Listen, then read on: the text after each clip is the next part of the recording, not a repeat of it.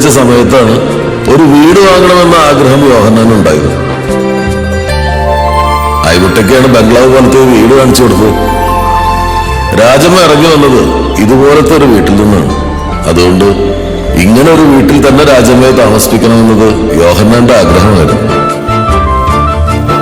കയ്യിലുണ്ടായിരുന്ന കാശും കടം വാങ്ങിച്ചും പലിശക്കെടുത്തും വീട് വാങ്ങി.